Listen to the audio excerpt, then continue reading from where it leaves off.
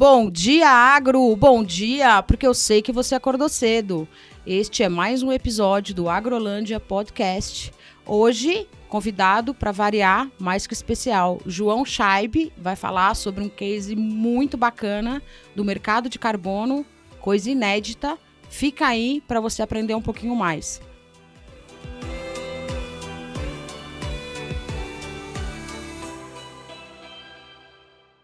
Oi, João, tudo bom? Oi, Flávia, tudo bom?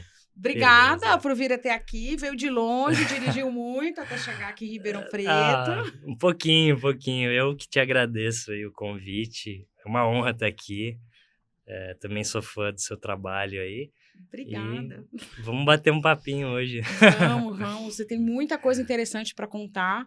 Como a gente sempre fala, quem não trabalha com carbono dificilmente conhece, nem que seja as generalidades, né? É um buraco negro, né? É verdade. Todo mundo está curioso para saber e pouquíssima gente sabe. E aí eu queria, antes de começar, que você se apresentasse, fala o que você faz, a empresa que você trabalha, qual que é o tipo de trabalho. Eu sei que você é formado na Unesp, só isso que eu sei. Perfeito. Bom, vamos lá. Falar sobre mim, sou formado na Unesp de Sorocaba, né? Sou engenheiro ambiental. Me formei em 2014, né? Entrei em 2009 lá.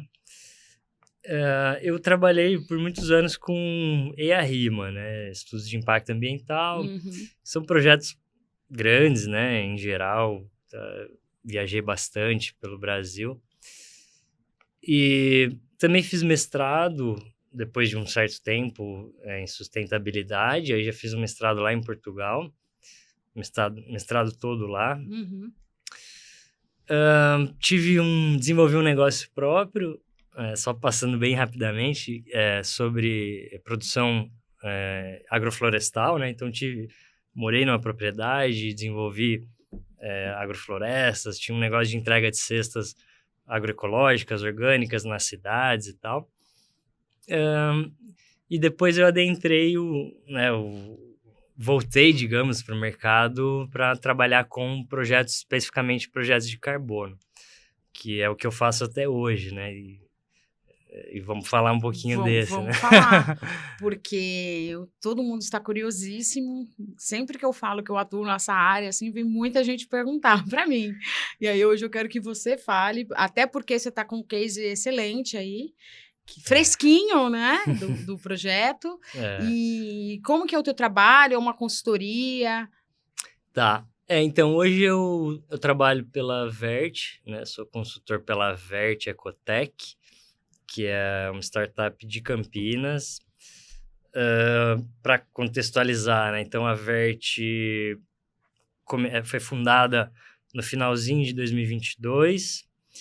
É uma startup mesmo. É uma startup, E ela nasceu com esse propósito de desenvolver projetos inovadores, né, no meio do universo do carbono, assim. Então, são 4 sócios, né, 4 diretores, sendo que um deles é o sócio investidor, e esse investidor é o que proporcionou aí o primeiro case, né, a primeira fazenda, para que a gente desenvolvesse um projeto um pouco diferente do que o contexto de carbono no Brasil vinha apresentando. O proprietário da área, que é um dos diretores, né, ele, assim, agora dizendo por mim, né, um cara, dá para dizer assim, ele teve uma visão um pouco diferente, um cara visionário, porque já há bons anos ele identificou essa oportunidade, não só na propriedade dele, como nas possíveis outras fazendas, vizinhos e tal. Então, ele, voltando um pouquinho, como você bem disse, o mercado de carbono, as pessoas... É um pouco confuso, né? Para quem não está dentro, muita gente... É difícil de entender, né? É difícil entender. Uma vez uma pessoa falou para mim, uma pessoa que trabalha com café, assim, bem, assim, e tava todo mundo falando de carbono no café e a gente estava conversando para fazer um projeto, né, Já tem uns anos isso, né? Mas o assunto do carbono estava lá. Ele falou assim, mercado de carbono é igual o próprio carbono, né? Fala, mas é um gás invisível que ninguém vê, ninguém sabe onde tá, como é que funciona.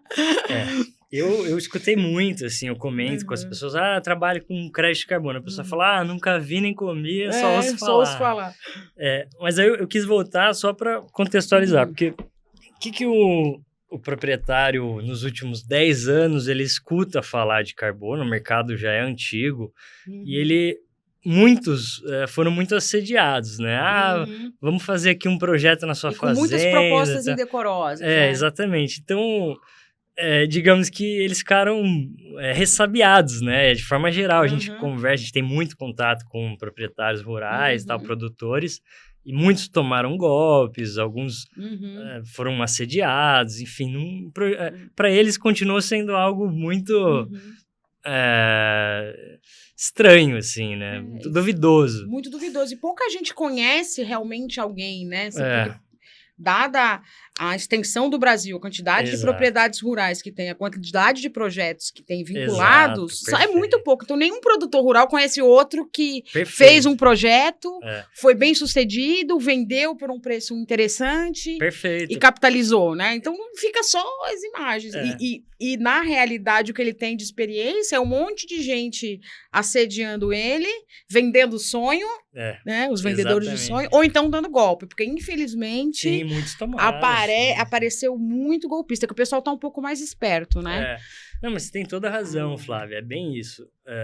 O proprietário, em geral, ele vai consultar um vizinho ali, alguém que ele conhece, tal, já fez tal projeto, eles não conhecem ninguém, porque realmente... Não, mas veio um cara aqui semana passada, né? Falou isso. Se a gente analisa lá, né, os projetos eles ficam todos públicos, né, nas plataformas das certificadoras. Se você dá uma olhada lá com mais afinco e compara os números das plataformas, dos projetos com a quantidade de propriedades que tem pouquíssimos projetos, né, no Brasil e tal. E super recente ainda. Muito recente. Os primeiros eram mais de energia. Você pega na ordem da lista, você pega os mais antigos, é mais energia renovável, né? Exato. Uso de floresta e agricultura. Agricultura, então, é mais novo ainda que floresta. Né? Perfeito, exatamente. Aí, fazendo gancho, né? Então, eu busquei isso tudo, tal, do mistério do carbono, porque esse investidor, na propriedade dele, ele... Mesmo tendo sido assediado antes, ele identificou ali uma coisa, falou, eu vou cuidar dessa área, ele tem uma propriedade no coração do Pantanal, que é um lugar super rico de biodiversidade, um lugar difícil de produção. Qual que é o município? Município de Corumbá. Corumbá, lá no Pantanal, no bioma Pantanal. Do Mato Grosso do Sul, a região de Paiaguás, né? É o começo do Pantanal, o Pantanal dos Paiaguás, eu conheço ali. E lá é uma região remota, né? Então, super difícil, a logística e tal. E ele, a partir dessa visão, né? Ele falou, eu tenho uma reserva legal e eu vou transformar isso e tal. A gente, só dando um parênteses aqui, a gente falou o Pantanal dos Paiaguás. Quem não conhece o Pantanal, o Pantanal não é uniforme, ele tem as subdivisões. Então, o pessoal lá do Mato Grosso fala que são vários Pantanais, né? É verdade. Então, tem o dos Paiaguás... tem você aqui sabe da o nome Uana, tem Ecolândia, Miranda, tem diversas regiões dentro do Pantanal. Isso, e eles, dentro daquele bioma que é o Pantanal, com as suas especificidades, tem as variações ali, né? Alguns alagam mais, outros menos. Exatamente. Mas é tudo bonito e vale muito a pena conhecer. É verdade. É um lugar vale muito a pena conhecer. Assim, é um lugar único, assim. E aí... Ele começou com atividades, né, de conservação nas áreas lá em 2020. A atividade lá é o quê? Pecuária, né? Lá é pecuária. Pecuária como Pantanal. Deve ser cria, recria, engorda. Em geral é pecuária, né? Pecuária é ciclo completo. Cria, recria, engorda. Cria e recria. Lá cria e recria, nem tem engorda. Não, só as duas primeiras fases. É bem Pantanal mesmo, né? Bem atividade típica do Pantanal. Sim, por questões da logística e tal, da né? capacidade do pasto também. Perfeito. Então, uma fazenda ali no Pantanal dos Paiaguás, com cria e recria. Isso. Essa é a atividade da fazenda. Igual a ela, tem milhares ali em volta. Sim. Todas, né? Ali são mais ou menos Funciona desse jeito. E aí, ele tem a reserva legal. Ele tem as suas áreas de reserva legal, que compõe aí mais ou menos 4.000 hectares, Uhum. mais ou menos, né? E ele começou alguma atividade por conta própria lá em 2020.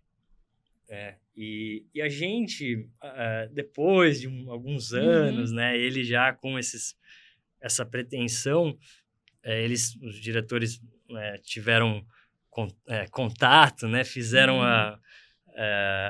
a sinergia entre eles Uhum. de desenvolver essa startup, ah, fundaram, né, a empresa para lançar a fazenda dele como o piloto, né, Aham, um digamos, projeto piloto. que é o projeto que eu acho que é bem interessante falar aqui hoje, porque a gente conseguiu levar ele até o final, ele está aprovado, foi validado, verificado, gerou os créditos, e a gente pode dizer que é um projeto pioneiro, né? E inclusive, o próprio projeto, a gente teve ali um grande desafio para evidenciar que o proprietário realmente estava Uhum.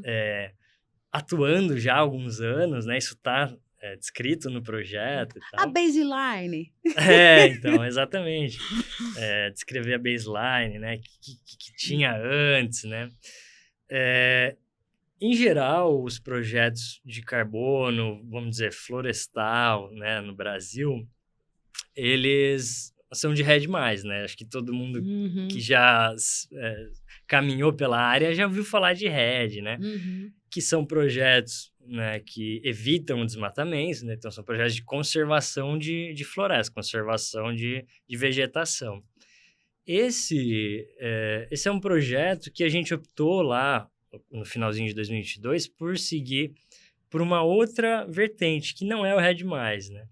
O REDD+, é um crédito de redução de emissões, Uhum. Ele né? deixa de emitir. Isso, deixa de Deixa de emitir. emitir carbono. Então, eu Então, conservo, preservo ou restauro aquela floresta. Então, essa massa aí, tanto a aérea como a raiz, deixa perfeito. de emitir carbono. Perfeito, perfeito. Esse é o RED. O REDD+, assim, E o exatamente mais, que isso. é aquele pluzinho, é por causa de comunidade, né? Também, assim, são algumas Uhum. outras ações que você Que pode compõe. incluir nas Uhum. suas atividades de projeto, Uhum. assim. Então, assim, de forma bem mastigada, é isso que você diz, né? O REDD+, o cara tem uma área de floresta, ele conserva, então aquela floresta seria desmatada por Uhum. N razões, mas pela pressão do desmatamento, né? Colocando de uma forma bem genérica Uhum. aqui, ela seria desmatada, ele conserva, então você quantifica o quanto seria desmatado, é o que você tem Uhum. direito aí ao seu Uhum. crédito, é o carbono que você manteve ele Uhum. estocado ali, né? Uhum. Então, A tal adicionalidade, né? Que sem é, adicionalidade não tem projeto de sim, carbono, sim, né? Ah, O que e seria se eu não fizesse isso, né? Essa que é sim, essa é a sim, conta sim. que tem que Esse fazer. seria. Depois a gente pode até Uhum. falar melhor de adicionalidade, se mais aprofundar Uhum. mais, mas Uhum. porque também é um tema difícil, né, É pessoal? difícil É de pena não difícil pôr. compreensão, né? Pra gente que tá no batidão ali do dia a dia já tá uma coisa incorporada, mas Sim, só no teórico assim é. perfeito. Leva um certo tempo para você assimilar, né? Pô, o que que é Uhum. adicionalidade? Então, depois a gente tenta trazer assim de uma forma mastigada. Aí eu falei da floresta em pé, o REDD+, né? Beleza. A árvore, só fazendo um adendo, né? A árvore, ela é uma via de mão dupla, né? Porque ela é tanto estoque de carbono, né? Então, tudo que ela sintetiza, né? Faz a fotossíntese, Durante o dia, né? sim, ela sintetiza o carbono, então ela Uhum. estoca ele, mas uma árvore que é desmatada, ela representa a emissão, Ela emite, ela né? emite, então, assim, ela é uma via de mão dupla. E aí, essa emissão que foi evitada é o que o REDD trabalha. E aí a gente acompanhou por uns anos, eu mesmo já conhecia uma certificadora chamada Social Carbon. Ela atuava dentro desses projetos, entre outras coisas, né, entre outras formas, atuava dentro desses projetos, de alguns projetos de REDD, como um selo, digamos, de uma forma bem Uhum. genérica, de co-benefícios de projeto. Então, tinha um projeto de REDD Pela certificadora, por exemplo, Verra e Gold Standard, que são as maiores, as mais pela conhecidas. Verra, por exemplo. Aí ela tinha um selinho a mais da Social Carbon. Isso, um projeto da Verra tinha lá um padrão Social Carbon, porque ele representava vários co-benefícios para aquele projeto. Benefícios humanos, sociais, de biodiversidade, etc. Até então, ao finalzinho do ano, quando realmente a gente tentou adaptar o projeto da Fazenda Cristal para um projeto de carbono, foi que a gente se deparou com um novo standard, né? A Social Carbon se transformou num padrão, né? Um standard, full standard, que é como o pessoal diz, que é a mesma coisa que uma Verra, por exemplo.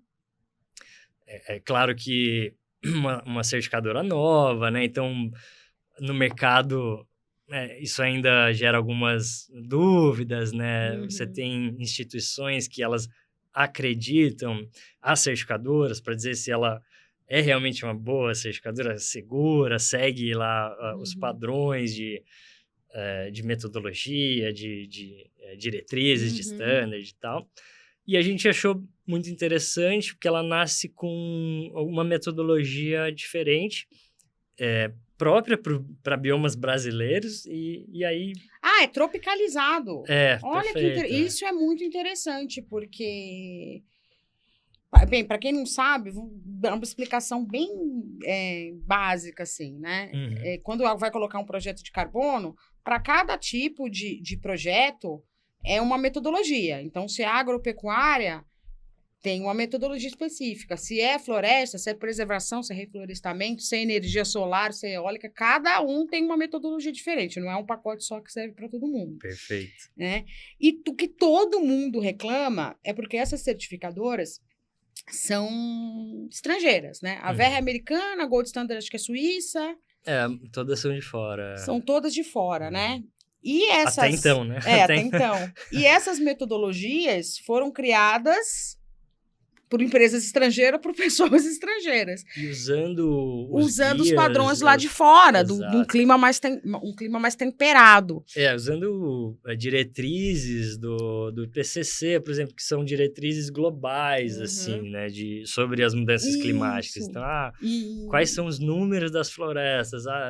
De uma forma bem genérica, assim, florestas temperadas, X estoque, fatores de emissão, fatores de conversão, então todos os números, eles ainda estavam numa esfera muito genérica, isso.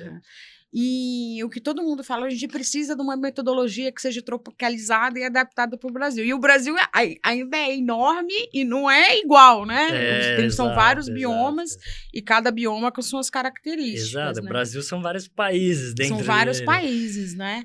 Então, assim, houve esse approach por parte deles em falar, vamos implantar aqui um método que é para áreas de conservação no Brasil. Muito bom, a gente já está saindo dessa esfera global, né? Como você bem colocou. Mas é claro que tem muito ainda por aprimorar, né? Tanto no método, as metodologias todas têm ainda um caminho de aprimoramento. É muito difícil você chegar em algo perfeito. Perfeito, assim, não, é uma melhoria contínua. Né? E ela chega em num lugar, digamos, isso já é uma visão minha, que é um equilíbrio, assim, você não pode, não é que não pode, mas fica muito difícil você tecnizar muito aquela metodologia, ir lá nas entranhas da sua fitofisionomia, senão você nunca vai dar mais vazão para os projetos. E o que a gente quer enquanto sociedade? A gente quer que tenha muitos projetos, porque o projeto ele remove carbono. O perfeito é inimigo do feito, né? É por aí, assim. Então você tem que encontrar esse equilíbrio. É seguro, é mais específico, dá para replicar numa escala razoável, então vai embora, assim, sabe? Sempre de forma conservadora e tal. O que eu achei, assim, comparando duas metodologias assim, paralelas, né? A Verra, que é a maior, mais conhecida, ela tem a de agropecuária, que é a VM0042, e a Social Carbon tem uma bem paralela, que é a 005, né? Certo. Ambas de agricultura regenerativa, isso, que tratam do carbono orgânico do solo. Isso, que você usa a análise de SOC, né? SOC, que é o Isso, carbono isso. estocado no solo, para poder medir. Para quem não sabe, aí não é da cabeça da gente que fala, tem tanto de carbono. Tem a tabela que se fala, você tem que medir o carbono no solo. Você pode até modelar depois para não ter que fazer 1 bilhão de análise de solo. Perfeito. Mas você tem que ter algumas representativas. Eu achei a metodologia, elas falam exatamente sobre a mesma coisa, é igualzinho. Só que a da Social Carbon, eu achei a linguagem mais acessível e ela mais objetiva. Perfeito. É isso mesmo? Eu concordo contigo, assim. Eu acho que a Social Carbon, no geral, está trazendo um approach mais simplista, que talvez vai no caminho de descomplicar algumas metodologias, os projetos, né? Então, eu devo concordar. Eu acho, essa é uma visão minha, mas eu acho que eles têm essa, talvez, intenção de tornar um pouco mais prático as coisas, né? Até na própria descrição da metodologia, ela vem, tá numa sequência, acabou. A Verra vai e volta no mesmo assunto várias vezes, não é? É verdade, é verdade. Aí só comparar o número de páginas para falar a mesma coisa. Sim, sim. E não significa que uma é mais que a outra, etc. Então, às vezes, é a própria linguagem que está se tentando trazer para um mundo mais acessível, assim, né? Por que não escalar mais projetos, mais gente fazendo? A Social Carbon é de qual país? Ela é baseada no Reino Unido. Ela é inglesa. Inglesa, assim, eu não... Parece que é inglesa porque é Reino Unido, então, britânica, né? Mas eu, assim, não tenho completo entendimento, né? Eu conheço várias certificadoras, essas mais uma, mas até onde eu me lembro, ela foi fundada por um projeto brasileiro, com a questão dos co-benefícios. Então, é um projeto no Tocantins, se eu salvo engano. Olha que legal. E tem uma metodologia só que é adaptada ao Brasil ou tem outras metodologias? Essa hoje, até onde eu me lembro, é a única... Qual que é essa metodologia? É a número 3. É a 003? Isso. Essa metodologia, ela é específica para conservação de formações nativas em áreas particulares do Brasil. É área particular. Não serve para parque, para área pública. Não. Áreas particulares. Aí... Então, é interessante para o produtor rural, né? Sim, é interessante. E entende-se, assim, por exemplo... unidades de conservação que são particulares, como, por exemplo, uma RPPN, uma reserva particular do patrimônio natural, também tem um bom approach. Alguém, né, poderia dizer que essa metodologia foi desenvolvida para as RPPNs, né? Mas por que não cada proprietário que tem uma boa reserva aplicar, né, a metodologia para conservar a sua área? Isso. E ela dispõe sobre o quê, essa metodologia que vocês utilizaram nesse projeto inovador aí, a 003? Ela dispõe sobre o quê exatamente? Quais que são as atividades que encaixam, que têm aderência nessa metodologia? Tá. Então, é uma metodologia de conservação de formações nativas. De formação nativa. Então, a gente não está considerando... restauração, por exemplo, né? Então, é minha reserva legal. Pode ser APP também? Ou só reserva legal? APP também. APP e reserva legal. Então, isso. É conservação... Informações nativas. Informação nativa. Então, na minha interpretação, se você tem um excedente também, se você consegue justificar, né, todas as premissas do projeto, adicionalidade... Por que não, se você tem o seu excedente, ali é uma formação nativa. Você poderia aplicar ela para o seu projeto. Né? É claro que não dá para... A gente nunca pode generalizar, né? É até perigoso falar isso, às vezes alguém escuta e tal. Cada caso é um caso. Né? Você tem que olhar para a sua reserva, para a sua fazenda, entender todo o contexto dele para ver se ele é elegível, aplicável, elegível para metodologia e tal, e tem aplicabilidade. Né? Por exemplo, eu sou uma produtora rural e eu tenho a minha propriedade rural, lá a minha fazenda, eu tenho minha reserva legal e minha APP. Vamos dizer que somando as duas me dá 1.000 hectares. Tá. O que eu tenho que fazer para ter adicionalidade e ser elegível para um projeto de carbono? Para ter adicionalidade, você O que eu preciso fazer para ser elegível? Eu quero um projeto de carbono, o que eu tenho que fazer? Antes de procurar você e a Vert. Ou depois, não sei, depende. Essa pergunta é muito boa. E é muito... Porque é a maior dúvida do produtor rural, porque Sim, ele não sabe o que ele tem que fazer. Exato. E é muito nem realista. Se ele é elegível ou não, né? A sua pergunta ela é muito realista, Flávia, porque muitas vezes o produtor, o proprietário, ou seja, você que tem a sua área, igual você comentou... Imaginária, né? Ele fala, o que eu tenho que fazer? Olha, em primeiro lugar, assim, no primeiro momento, você não tem que fazer nada. Qual é as circunstâncias da sua área, né? Qual a circunstância ela se localiza? Ela está num lugar que tem fatores de degradação, que ela sofre com queimada, etc. Então, a primeira análise é sempre... não digo nem a primeira, né? A primeira a gente quer entender sempre a legalidade, né, da documentação. Primeira coisa é ver se tem documento. Exato, documentação tá ok. Em primeiro lugar, tem você que tem ver se carta, tá tá tudo certo. Não que tá embargado. Exato. Inclusive, acho que, como você comentou, vocês falaram um pouco sobre isso. Isso, quando o prédio esteve aqui, ele falou que o maior entrave dele é a documentação tá ok. Perfeito, para projetos de carbono, acho que é isso. Então, mas num segundo momento, quando as coisas avançam um pouco, o cara tem que entender se ele está num lugar que tem esse contexto que demanda uma atividade de conservação, né? E que tem interesse em investir em conservar aquela área, para que então ele tenha direito aos créditos, né? Da conservação que ele promoveu ali. Né? Então, nem sempre vai ter adicionalidade. Pode ser que você esteja numa área que... e isso acontece muito. A gente recebe muitas áreas... Lá o pessoal da Vert recebe áreas que elas não estão dentro desse contexto de degradação. Assim, ela, há 50 anos ela não tem fatores de degradação. Então, como você vai justificar um projeto de conservação numa área que está intocada, né? O ser humano nem consegue chegar lá. Tanto faz o que você faz, o que você deixa de fazer, vai ficar igual, né? Exatamente. E, às vezes, se você até viabiliza o caminho, isso pode ser até um fator de degradação. Você acaba promovendo. Diferente na área desse projeto do Pantanal, porque o Pantanal tá bem ameaçado. Sim. Não só pelas queimadas, mas por outros fatores. Perfeito, Flávia. É isso mesmo? Isso é um contexto bem diferente. É claro, eu não estou falando que lá na Amazônia não tem áreas isoladas que precisam de projetos e que têm adicionalidade. Assim, são casos, né, particulares e tal. Mas o contexto do Pantanal é bem diferente, porque o Pantanal sofre muito, tá? Sofre todos os anos com queimadas e tal. Né? E parece que elas estão ficando mais intensas também, né?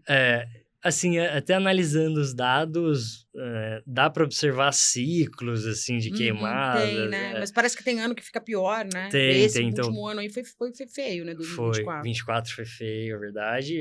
Não tem tanto dado ainda oficial. Até então, 2020 foi um dos piores anos, mas aí tem bastante informação, até é legal trazer isso. Olhar para esses dados de uma forma mais holística. Se você olha todas as formações florestais da região, entre os trópicos, né, florestas tropicais, 2020 foi um dos anos que mais teve queimada e tal. Então, às vezes, né, você fica com o holofote só ali, né? O Pantanal e tal, por que aconteceu? Aí você olha de uma forma mais holística e entende, tem um contexto global e tal. Mas, de fato, a maioria das fazendas, a gente esteve em algumas lá, elas sofrem muito com queimada e com degradação.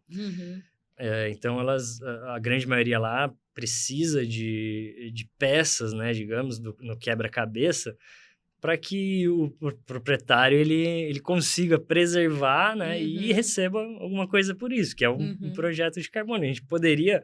Nesse caso, a gente até poderia associar o projeto como um PSA, né? Um pagamento por um serviço ambiental. Eu, Flávia, sinceramente, eu não vejo muita diferença do PSA dos projetos de carbono, para mim é a mesma coisa. Só o mecanismo do projeto de carbono que ele é mais complexo. Mas na minha cabeça é a mesma coisa, né?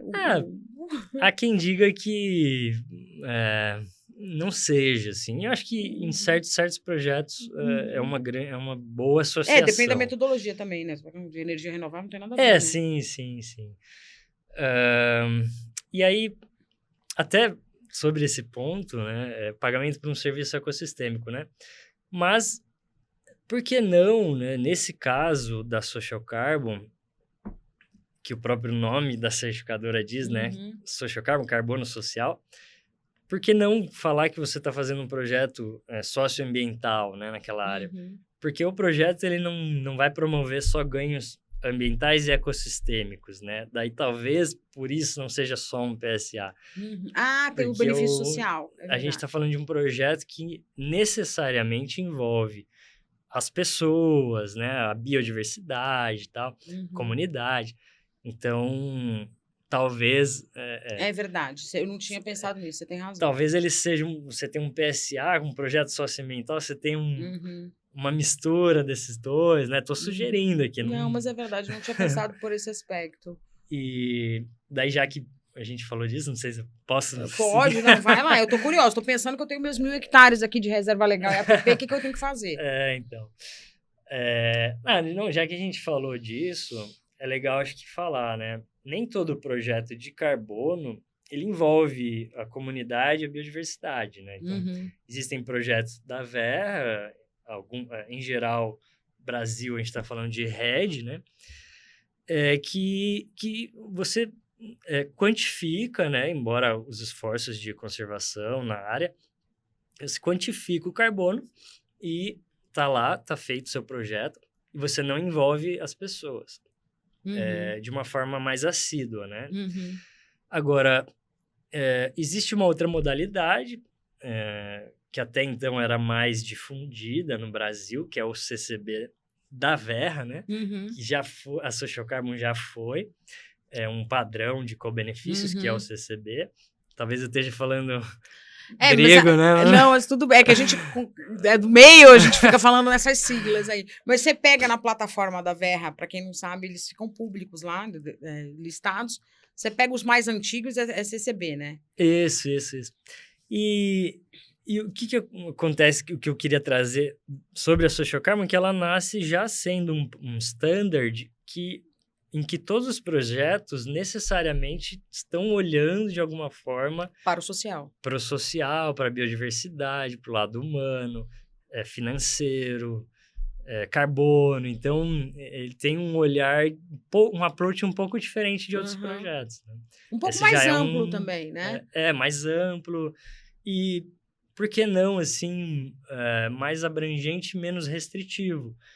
A gente tem... listado lá, a gente, né? A certificadora tem listado lá. É um projeto muito legal de Blue Carbon, né? Um carbono azul, que é com o controle de algas nocivas em corpos d'água, em lagos, né? Um projeto em Utah, nos Estados Unidos.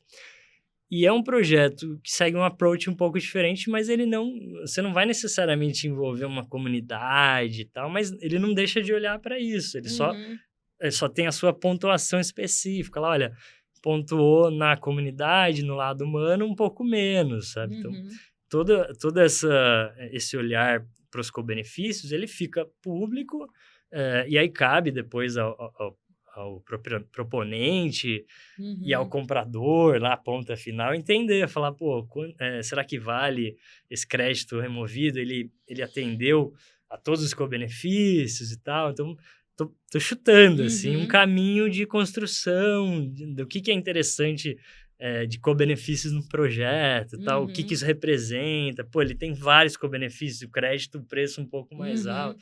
Tô colocando de uma forma então, quanto mais benefícios, o preço desse crédito vai se elevando, né? Talvez, sim.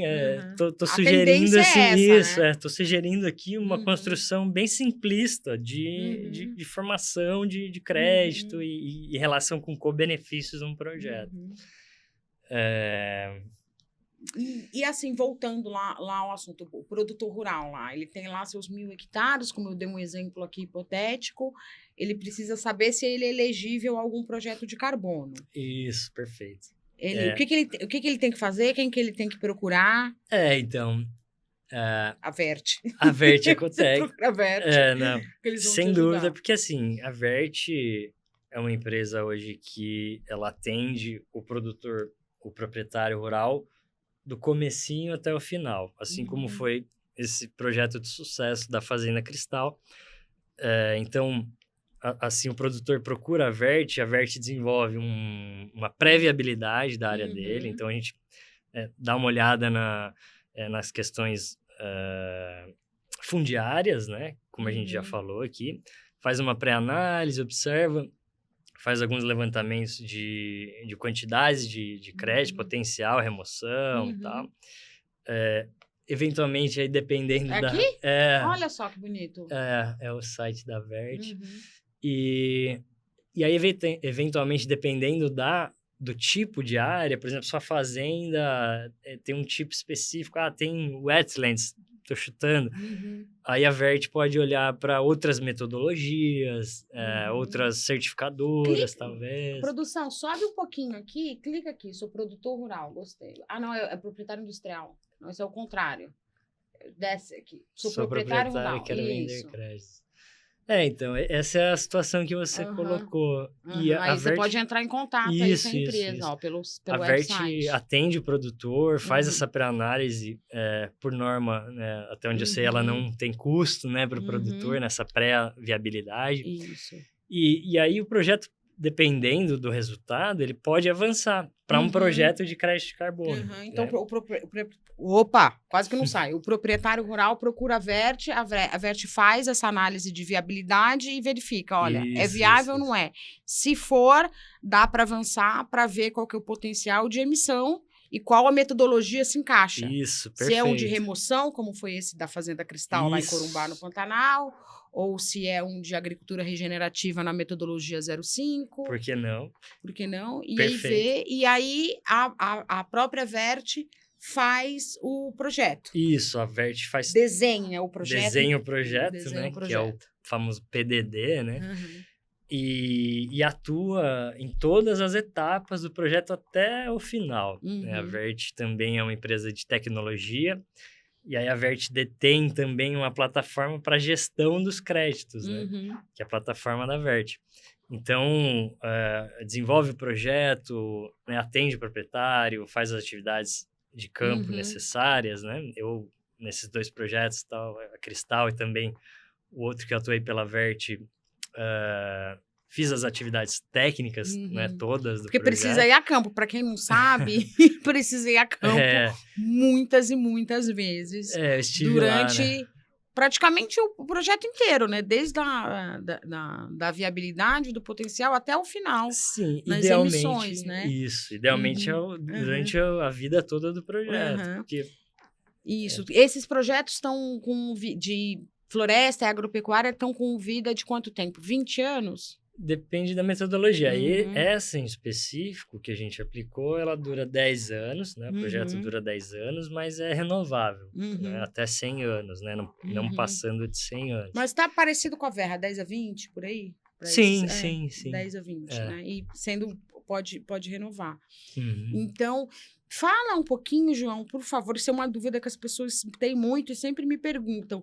Quanto tempo cada fase do projeto? Então, vamos lá. O produtor procurou a Vert.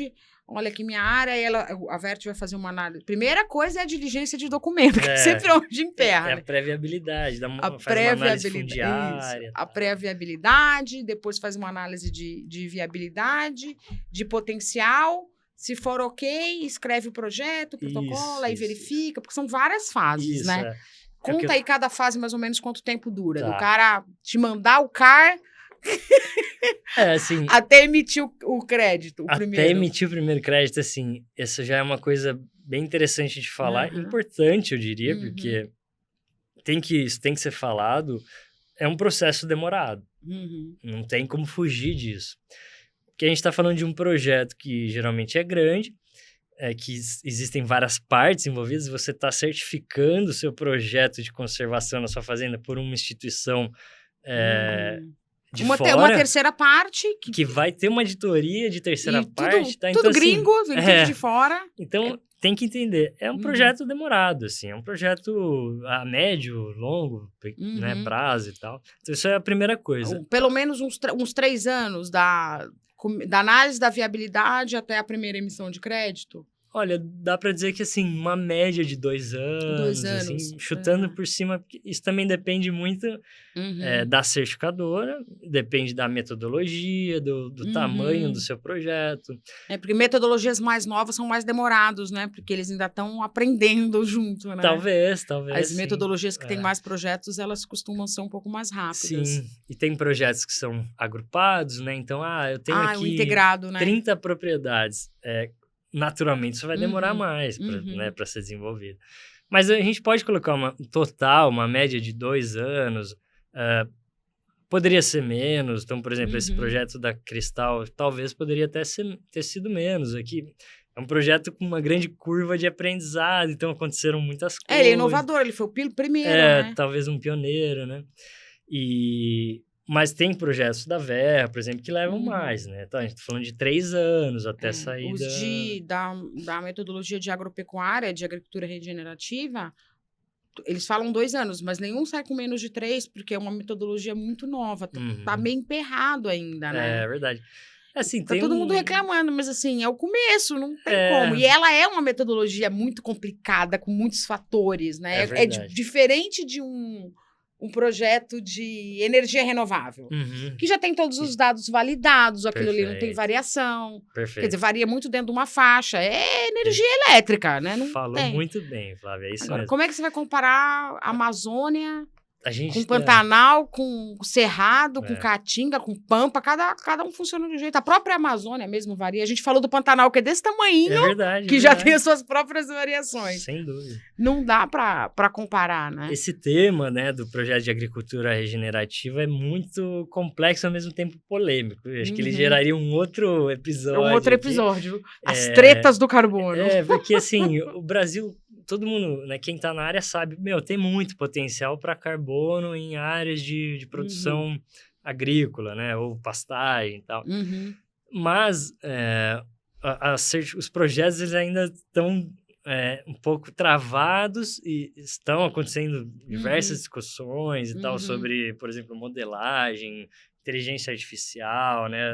Acabou de sair uma consulta pública pela Verra para um módulo específico que permite lá uma certa modelagem para análise do carbono orgânico no solo. Então, aí você tem professores, referência tal, na área falando que contra, a comunidade falando a favor. Então, é algo, né, a ser destravado, assim, né, digamos, daria um outro tema, né? O carbono, esse do solo, ele não entra nesse projeto, né, que a gente falou. Mas aí voltando a sua... Como que isso só tocou num assunto interessante. As metodologias que a gente já citou aqui antes, essas de agropecuária, agricultura regenerativa, é através da análise de solo, do carbônico orgânico no solo, do carbono estocado no solo. É assim que mede o potencial de retenção de carbono, né? Que retém no solo, deixa de emitir. Para esse projeto que foi o caso da metodologia 003, como que é medido o carbono que é removido? Perfeito. Aliás, essa pergunta... Como que é medido? Como é que eu provo que eu tirei esse carbono? Essa pergunta é muito boa. Você comentou agora atrás, assim, cada projeto tem a sua metodologia. E, basicamente, o que muda entre metodologias é a quantificação do carbono, assim. Então, umas quantificam de um jeito, outras quantificam de outro. Essa metodologia em específico, diferentemente de projetos de floresta, de conservação, de REDD, que a gente está falando do desmatamento evitado, essa metodologia da Social Carbon, ela quantifica a quantidade de carbono acrescido na sua floresta em conservação. Então, incremento de carbono. Quanto que ela faz de fotossíntese e qual que é o produto final nessa floresta. Então, você tem uma floresta primária ou secundária, você se propõe a conservá-la e você, então, em tese, tem direito à quantidade que ela está incrementando naquele ano. Então, ela fez X... Então, ela tira da atmosfera e Isso. segura. Isso. Por isso que é remoção, né? Ela remove principalmente pela fotossíntese e estoca, né, nas suas estruturas. E a gente quantifica isso. Como quantifica? É um approach bem interessante que é basicamente por sensoriamento remoto. Né? Então, a gente faz uma série de análises, né? Um delineamento de análises para, em primeiro lugar, classificar suas florestas, né? Suas formações, não necessariamente uma floresta, mas entender quais os estágios daquelas vegetações. E depois a gente associa cada estágio e cada tipo de formação a uma taxa de incremento de carbono. Né? Então, basicamente, a gente está falando de sensoriamento remoto, estatística. Então, é um approach bem interessante, usando sempre dados publicados em Dados recentes, oficiais, dados né? oficiais, de documentos oficiais, publicados na literatura em revistas Internacionais, relevantes e tal. muito Então, bom. é um approach bem inovador, digamos, e interessante. E o diferencial é que a gente está falando de remoção, né? Então, a gente até então falava sempre de crédito... Quando falava-se de remoção, a gente estava falando de uma floresta em restauração que tinha sido plantada e aquela floresta estava removendo carbono. Mas a sua floresta em pé e que está suscetível... Ela já existe, ela também ela remove. também remove. Ela está no estágio mais maduro, mas ela está removendo. E você tem direito àquela parcelinha que ela remove anualmente, né? Tipo, que se a gente pensar assim, tô plantando uma floresta, que eu tô plantando essa floresta, então ela tá crescendo, conforme ela cresce, maior o potencial, ela vai aumentando ano a ano. Perfeito. Mas se minha floresta, a minha APP, minha reserva legal, ela já tá um pouco no estágio de maturidade mais avançado, ela remove menos. Mas ainda remove. Perfeito. Ela não tá perfeitamente estável ainda. Exatamente. Muito bom. É isso aí. O que não deixa de ser um grande diferencial, né? É bem interessante. E aí, sobretudo, a gente falou alguns diferenciais já, né? Um final, digamos, um terceiro que eu colocaria é a questão da gente estar fazendo um projeto em cima de uma reserva legal em que... em tese, deveria estar sobre atividade de conservação, né? E a gente volta no tema da adicionalidade. Então, houveram diversas discussões. Um projeto numa reserva legal é adicional, não é? Tem projeto... Que é sua obrigação ter reserva. Já era obrigação cuidar. Então, também é interessante esse approach pro proprietário, que ele... aquelas circunstâncias em que ele de fato não consegue promover nenhum tipo de conservação e a gente consegue evidenciar todos os fatores envolvidos nisso, né? Era obrigação dele, mas não tem fiscalização. É obrigação generalizada, né, de todas as fazendas, mas todas estão sob degradação, então aquela vegetação ela está definhando, então precisa de conservação. Então, por uma série de argumentações, você evidencia ali que o projeto pode ser adicional, nem todos são, né? Dependendo das circunstâncias em que ele se encontra, ele pode ser adicional, assim, como é esse case aí, né? Muito legal. Então, e como que o que o produtor rural precisa fazer? Além de falar, ele acha que ele tem que tem potencial, que é elegível a propriedade rural dele para um projeto de emissão. Ele pode procurar as consultorias, a gente deu o caso da Vert, que é onde você trabalha. Isso. E que mais ele precisa fazer? Ele vai ter que disponibilizar a documentação para fazer essa pré-viabilidade, porque a documentação precisa estar ok. E ele também tem que abrir as porteiras da fazenda, não. Tem que abrir a porteira, gente, porque o pessoal vai lá fisicamente. Não, sem dúvida. Tanto a consultoria como a auditoria, que a gente fala que é a verificação. Quando fala verificação, é a auditoria, que vem um organismo, uma terceira parte, que vai lá checar e ver se tá tudo ok. Realmente, o que ele fala, o que ele escreveu é isso aí. Eu vim lá. Exato. Fui lá, olhei, provei e estou confirmando, tá aqui minha assinatura. É isso. Bom, em primeiro lugar... O que mais ele precisa fazer? O proprietário, assim, na minha concepção, em primeiro lugar, ele tem que se envolver com esse projeto. É a obrigação dele, né? Esse é um projeto de conservação, né? Nesse caso, por exemplo. Então, ele tem que entender isso. Ele está se propondo a fazer um projeto de conservação. E aí, geralmente, define-se, né, no começo do projeto, quais são as responsabilidades, né? Então, por exemplo, define entre o proponente do projeto e o proprietário, olha... A sua obrigação é fazer tais atividades na área. Você vai fazer o acero você tem que pôr uma cerca. Ano, você vai garantir que a sua cerca está sob manutenção. Você vai preparar uma brigada de combate a incêndio florestal e tal. Então, define-se obrigações, digamos, né, responsabilidades. E o proprietário deve seguir as suas obrigações. Né? Isso tudo geralmente fica sob contrato e tal. Enquanto o lado do proponente, né, no caso da VERT, também existem várias responsabilidades. O uso de plataformas de tecnologia para sensoriamento, de contrafogo, tá? Então, é o Near Real Time, né, Monitoring, que é aquelas plataformas né, em tempo quase real, que hoje o pessoal já fala, né, até tempo real, tá? A tecnologia para alertas de incêndio e tal, de fogo, ela cresceu demais, assim. Então, todo dia a gente vê várias plataformas surgindo. O proponente tem diversas outras obrigações, assim, relacionadas, né?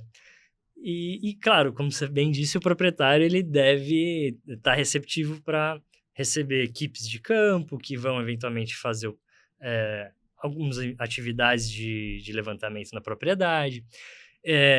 Se a propriedade ela conta com pessoas, ele tem que estar disposto a envolver essas pessoas no projeto, né? Os projetos de carbono, eles, na minha visão, eles caminham para esse lado. É um projeto envolve pessoa, um projeto social, um socioambiental. Então, deve envolver as pessoas, né? Deve estar disposto a promover melhorias. Então, o cara conseguiu a sua receita com o seu projeto de conservação. Então, o que ele vai promover de bom ali para aquela comunidade ou então para o entorno e tal. Então, sempre tem algumas obrigações a seguir, assim, né? Eu estive em algumas fazendas, né? E é bem legal, assim, a experiência. Eu fiz, nesse caso em específico, fiz todos os levantamentos, né, para a área. Não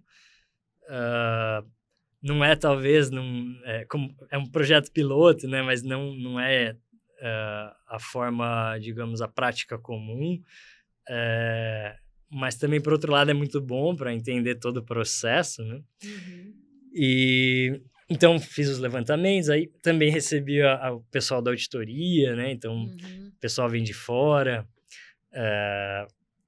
Geralmente, são empresas da Índia, né? Você acha que já conheceu, já conhece? A maioria, né?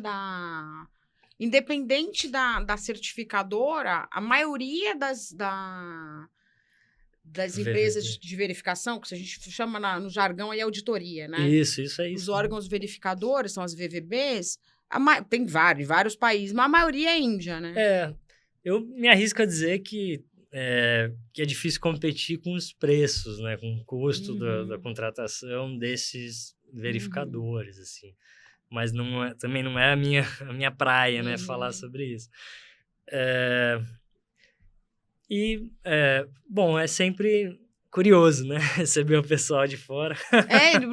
Não tem muito indiano no Brasil, né? E tem um choque cultural, né? Existe um grande choque. E eles devem chegar super cansados aqui também, né? Porque é longe. Longa, é verdade. E tem a viagem até o Brasil, depois tem a viagem até a fazenda. Exato, né? É verdade. A gente já cansa, né? A gente já cansa de ir pra fazenda.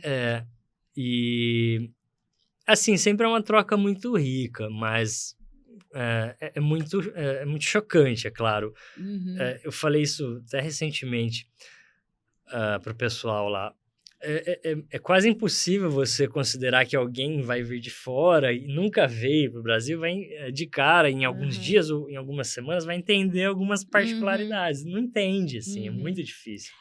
Essa é uma crítica que eu tenho. Eu sei que as certificadoras, elas têm um processo muito rígido até validar, homologar as auditorias, aí, os Isso, VVBs, para que eles estejam de acordo com as regras perfeito. delas, dessas certificadoras, para poder auditar e verificar um projeto.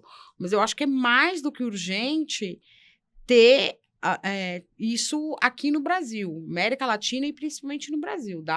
dado o tamanho e as particularidades.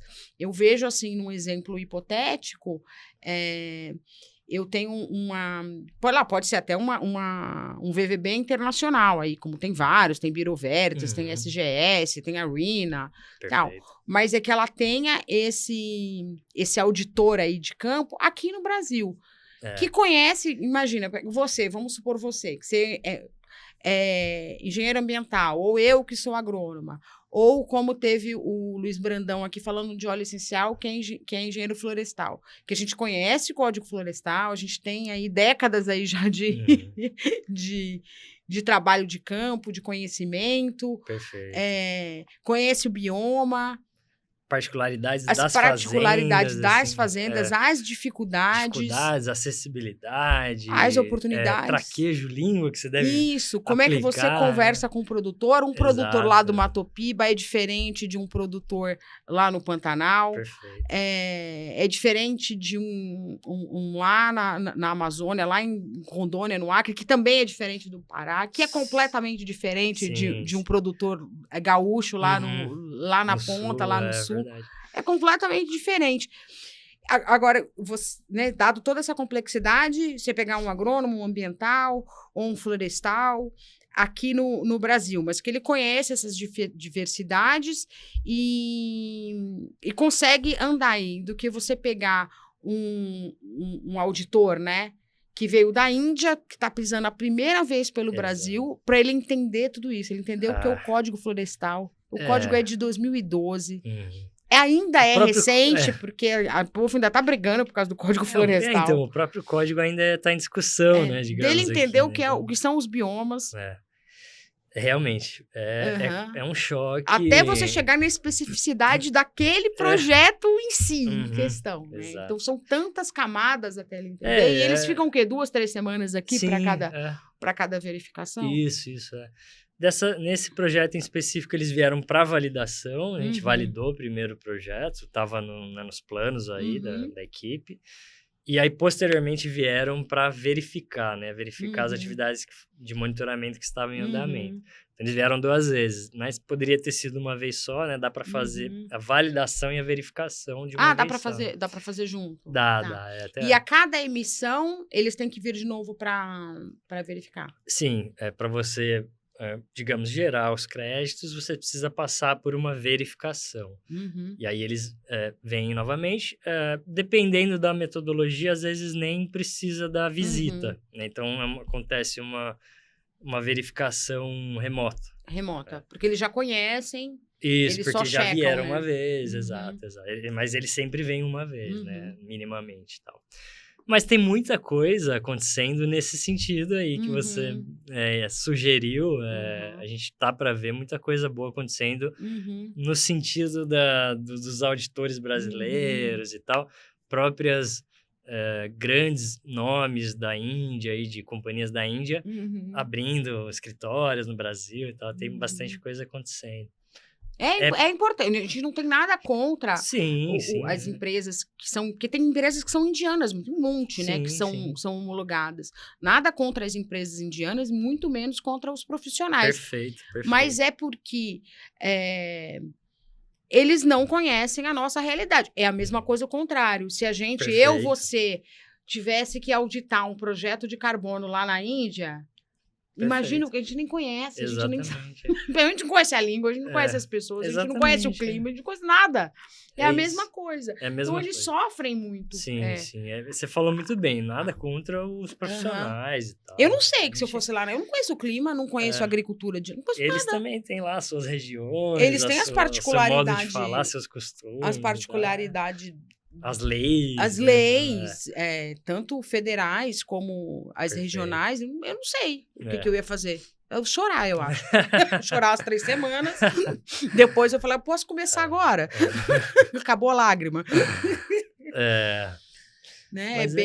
Mas assim, é bom saber que está caminhando nesse sentido, tanto na tropicalização das metodologias, como na homologação das certificadoras aqui no Brasil mesmo. Exato. Né? Isso é bom saber. E desculpa, te cortei. Não, eu vou puxar o gancho. Puxa o gancho, porque eu acho que eu sei o que você vai falar. Que é uma coisa que eu tô curiosa. O que eu ia falar é um pequeno gancho sobre isso que é bom saber. Verificadoras brasileiras, mas certificadoras também. E a gente está caminhando nesse sentido? Tá, assim, eu tenho feito... fiz alguns contatos, né? A gente tem... Já existem certificadoras brasileiras. Então, eu acho que tem muita coisa interessante. Tem crédito já gerado, projeto de café super legal. Tem a certificadora, né? Atero, né, da Amazônia, metodologias incríveis, Carbon, assim, né? Então, também acho que não só, claro, a auditoria dos projetos, mas também iniciativas próprias daqui. Ia ser perfeito, né? A certificadora e o órgão verificador, a auditoria aqui do Brasil. Por que não? Com assim? uma metodologia específica, voltada à realidade do Brasil. Sim. E, assim, na minha, né, opinião, tudo isso não é excludente, né? Uma certificadora não exclui a outra. Então, elas podem coexistir, tem espaço.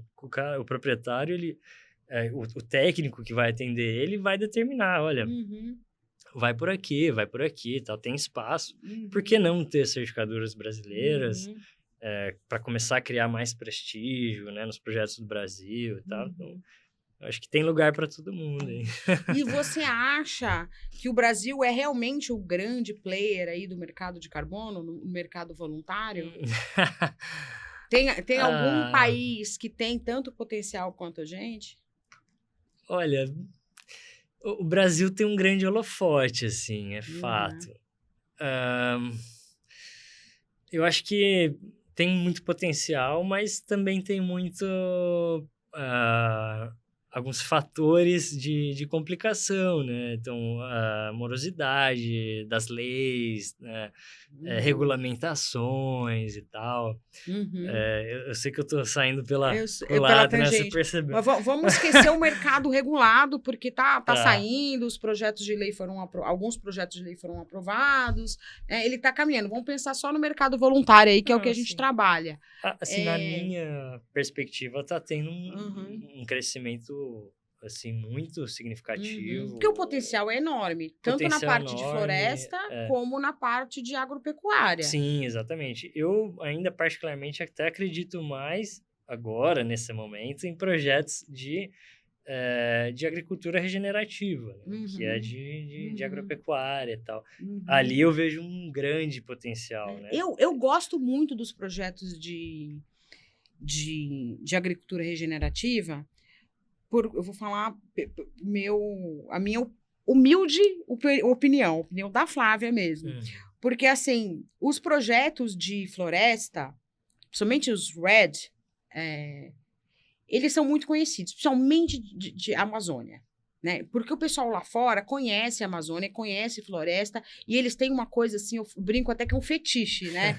De floresta amazônica. Então, todo mundo está olhando para projeto de carbono, Brasil, Amazônia, floresta. A Amazônia, meu Deus, todo mundo olha, todo mundo acha bonito. Claro que é super importante, é fundamental. Eu entendo, o potencial de mitigação, de redução, de remoção é gigantesco. E são os créditos que mais valem, né? No mercado, lá, são os créditos com maior valor. Mas eu gosto particularmente dos projetos de agricultura regenerativa pela questão da segurança alimentar. E eu acho que nesse cenário que a gente está enfrentando aqui de desafio climático, não tem outra saída do que a agricultura regenerativa, não tem. Então, eu acho que o incentivo para a agricultura regenerativa, seja por qualquer outro meio ou pelos projetos de carbono, são mais que necessários, né? Então, eu não acho que os projetos de carbono de agropecuária, de agricultura regenerativa, é um patinho feio, não. Eu acho que o pessoal devia olhar com mais carinho. Sem dúvida. Né? O pessoal gosta muito, floresta amazônica, meu Deus, que coisa linda. Perfeito, eu concordo 100%. Existe, né, embora até seja duro falar isso, mas existe um certo romantismo, né? Floresta amazônica e tal, porque principalmente para quem está lá fora e olha lá a foto da onça e tal. O pessoal tem uma coisa romantizada, uma visão romantizada de Amazônia. Né? Claro, sem excluir isso que você falou. Os projetos de rede são super importantes, né, para conservação e tal, mas eu já pude absorver um pouco desse romantismo. Principalmente a Europa, né? Não é? Principalmente a Europa, eles têm muito esse... Eu acho que também é uma coisa que é criada ao longo do tempo, né? Acho que é informação, né? Do que chega de informação, do imaginário coletivo também, né? Perfeito. Porque não é só, porque é congresso, é isso, é aquilo. Não, mas tem o imaginário coletivo através de literatura, de filme, de série, do que chega na mídia aberta. Sim, vai formando um imaginário coletivo. Sem dúvida. Que na cabeça das pessoas ao longo do tempo, né? Sim, sem dúvida. O pessoal fala muito daquela menina, acho que ela é norueguesa, a Greta. Quantos anos ela tem? Ela tem 15, 16 anos? É uma adolescente. Então, tipo assim, o que chegou de informação para ela fazer o que ela faz, para ela pensar o que ela pensa? É uma adolescente, ela não tá participando agora, mas ela só tem a infância olhando para trás, de congressos e grandes coisas, entendeu assim, todo o contexto. É uma adolescente, é o imaginário dela que chegou até ali para ela começar a fazer, para ela tomar aquelas decisões e fazer o que ela faz, né? E aí você pensa na cabeça de todo mundo, não é só o corporativo. Não, sem dúvida. Né? Eu tive lá na Amazônia, fiz um curso maravilhoso, assim, que é com o pessoal do INPA, com os maiores pesquisadores da Amazônia, e é muito interessante absorver a visão deles, né? Porque eles estão lá pesquisando a Amazônia há 40 anos, né? Então, e eventualmente você olha pro discurso da Amazônia, ele não tá nem um pouco alinhado com a visão deles, assim, né? Então, você fala, putz... Não é romântico, ter uma coisa assim, de dentro. Né? E sabe o que? Isso aí já é uma crítica, João, minha. Porque, assim, eu vejo o pessoal... Vou ser massacrada pelo que eu vou falar. Mas, assim, é tanta gente dando opinião, principalmente de fora do Brasil, e ninguém ouve quem é de lá e quem conhece as dificuldades. Perfeito. Né? É muito difícil. É verdade. É difícil, é complicado, é um bioma muito característico, são extensões absurdas, é tudo muito longe, os municípios são enormes. E acessibilidade. Difícil acesso, um calor, uma umidade alta, tudo longe, não tem estrada, né? Não é... É pouco povoado. É assim que eles são, né? Essa é a particularidade da Amazônia, né? Então, eles são assim, né? Às vezes é isso que é para manter, sabe? Então, falta um pouco esse tato, o entendimento, falar, meu... O pessoal acha que é muito fácil, tipo assim, planta uma alface, planta uma rúcula, uma tomate lá, me diz. Você já viu o tamanho dos tomates? Não vai pra frente, é desse tamanho, porque o tomate vem ali da região do Peru, né? Que é mais frio, é mais alto. E para você plantar esse tipo de cultura na Amazônia, lá é muito baixo, é muito quente, é muito úmido, não vai pra frente. Né? Então, eles têm as coisas maravilhosas que o próprio bioma produz, mas o que é exótico tem uma dificuldade enorme, né? Sim. Então, entra a questão de segurança alimentar, Sim. o que vai ali, Eu né? acho que isso que você falou levanta a importância de sempre ter pessoas do local envolvidas no projeto, Tem que ter porque pessoa do a local gente mesmo, pessoal. a gente observa, Só eles sabem. exato, uma réplica Só eles sabem o corre, né? não, exato, bom, acho que quem trabalha com projetos já observou isso, assim, eventualmente as pessoas tentam promover réplicas de projetos, por exemplo, em São Paulo, tal, que, vamos replicar lá para a Amazônia e tal, mas não funciona, assim, você precisa daquelas pessoas, daquelas informações e tal, sabe? Então, eu sempre brinco, ponto, quando né? quiser dar uma opinião sobre a Amazônia, você tem que passar pelo menos 36 horas na mata. Sem repelente. Aí depois você pode falar alguma coisa. E aí, um outro ponto sobre esse tema que a gente falou do discurso global, bom, isso também já está, de certa forma, caindo, né? A gente tem pesquisas muito interessantes, recentes, apontando para a biodiversidade da Mata Atlântica, por exemplo, que eventualmente é mais numerosa e tal. Então, esse tipo de informação ele já está agora sendo melhor modelado assim para fora e tal, e a gente levantando a importância de projetos no Cerrado e tal, por exemplo, né? Então, eu agora também vejo... é recente, né, que o pessoal começou a olhar para o Cerrado, né? É uma coisa tão recente. Eu vejo alguma melhora nesse sentido, né? Só para trazer um ponto que a gente... Você percebeu que eu sou bem otimista, né? Eu também sou. Que a gente eu reclamo, mas eu é que sou uma véia chata, mas eu sou otimista. Tudo que a gente falou, eu já apontei que tem um caminho bom. Tem um caminho vindo. Mas eu tenho esperança, assim, porque assim, se não isso, o quê? Como que a gente vai ficar? Pois é. Não só o Brasil, eu tô falando o mundo inteiro. Se a gente não olhar para o Brasil, se a gente não tropicalizar as metodologias, se não tiver as certificadoras e os organismos verificadores aqui no Brasil, vai continuar do jeito que está? É insustentável, dado o potencial que a gente tem, tanto de emissão e comercialização de crédito, como de segurança alimentar. Sem dúvida.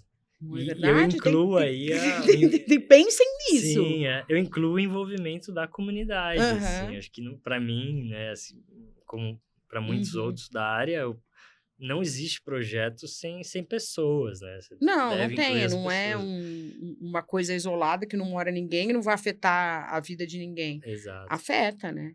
Então, se você fala de conservação, se você fala de biodiversidade, você está envolvendo as pessoas, né? Para quem não tá, parece que está muito teórico, que está ouvindo a gente, pensa, por exemplo, já que o pessoal gosta tanto de falar de Amazônia, por exemplo, um projeto de conservação nas florestas ali que tem uma comunidade que explora a castanha, que são os castanheiros. Eles falam, vou até falar com o sotaque deles, castanheiros, né? Os castanheiros, eles... É um exemplo bem básico, assim, né? Então, para você comer uma castanha, seja aqui no estado de São Paulo, onde a gente está, ou seja num hotel 6, 7 estrelas lá fora, que é o tal do Brazil Nuts, né? É um negócio super, é uma iguaria, né? A castanha do Pará, o tal do Brazil Nuts. Caríssimo, inclusive. E super conhecido, é um negócio badalado. Tem que ter o castanheiro, né? Lá dentro, que sabe colher, que depende daquilo. Exato. Aquilo ali é difícil de extrair, é alto pra caramba, super perigoso aquele ouriço cair na cabeça de alguém. Tem a época certa para entrar, tem o processamento da castanha para você lá, chiquérrimo, no Ritz, em London, comer um Brazil Nut. Tem um rolê lá. E você não pode destruir a floresta, senão você vai acabar com a castanheira. Não, esse é um ponto muito importante, Flávia. Isso deve também estar dentro desse tipo de projeto, né? Por que não? É claro, nem todos vão conseguir comportar isso, mas por que não trazer uma cadeia de um bioproduto daquela área preservada, extraído de uma forma ecológica, né? Respeitosa e tal. Então, por exemplo, o próprio projeto na Fazenda Cristal tem uma porta aberta para isso, né? Uhum. Um dos indicadores do projeto É um indicador social. É um indicador social, é. Como é que ele mide? Qual que é o indicador? Esse em específico, assim, esse projeto tem diversos indicadores, assim, sociais. mais de talvez 20 indicadores divididos em 6 áreas, né? Social, humano, financeiro, biodiversidade, carbono. Eu falei 5, talvez eu esteja esquecendo. E natural. Então, são 6 indicadores. São 6 que compõem o... Você pega lá um indicador que, por exemplo, que trata de... Esse poderia ser poderia ser um indicador financeiro, né? Então, fontes de renda alternativas para a comunidade. Por que não um produto daquela reserva legal que elas estão participando da conservação? Então, tem uma porta aberta lá, tem um indicador, e é super legal isso, dá muito valor, tanto para o projeto, como para o crédito, como para as pessoas envolvidas, né? Então, foi legal você trazer isso. Pantanal, por exemplo, a gente está começando, né, por esse projeto, estudos de viabilidade de produtos que podem entrar dentro dessa porta aí. Que legal. Eu acho Baru, por exemplo, Pequi. O Baru é uma delícia, hein? Castanha de Baru. Exato. Foi bem legal. Que é super legal, do Cerrado, tem um pouco no Pantanal também, chega a ter piqui lá, né? Tem. Pô, cada pequizeiro lá. E é super cheiroso. Pra quem não conhece piqui aí, quem é citadino, que nem eu, que eu tive sorte, né? Eu sou uma pessoa privilegiada, que nasci na cidade, que nasci no Rio, fui criada em São Paulo e tive esse privilégio de fazer agronomia e conhecer praticamente todos os biomas do Brasil, ter viajado o Brasil adentro. Eu me considero uma pessoa muito privilegiada. Então, quando as pessoas falam, eu piqui conheço, já tomei cachaça de piqui, já comi frango com piqui. Eu só não sei comer o piqui sozinho, porque tem aqueles espinhos lá, eu tenho medo, né? Mas conheço castanha de Baru, conheço aquele... Quem que falou outro dia? O Luigi, que gravou comigo de Agrofloresta, que ele falou aquela goiabinha do Cerrado. Eu não sei. Será que era Araçá o nome? Que o pessoal faz picolé. Outro dia estavam falando de Macaúba. O pessoal da Acelen, né? Eu conheço, as crianças adoram Macaúba lá em Cuiabá.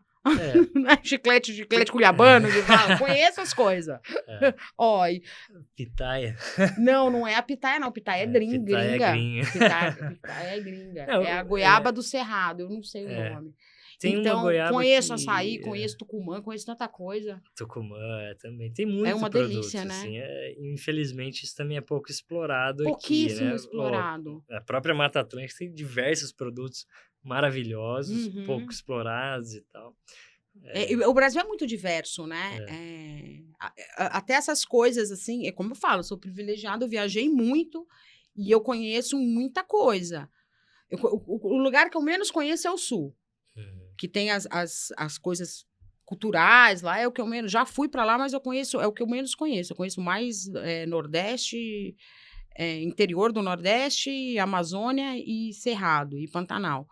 Mas eu vejo, assim, por exemplo, os meus amigos de São Paulo, que se não fosse pela agronomia, eu seria uma citadina típica, né? Metropolitana. Eu não conheço... Cosmopolita, né? Vai para lá, vai conhecer um monte de aeroporto, mas não conhece a cultura do próprio país, né?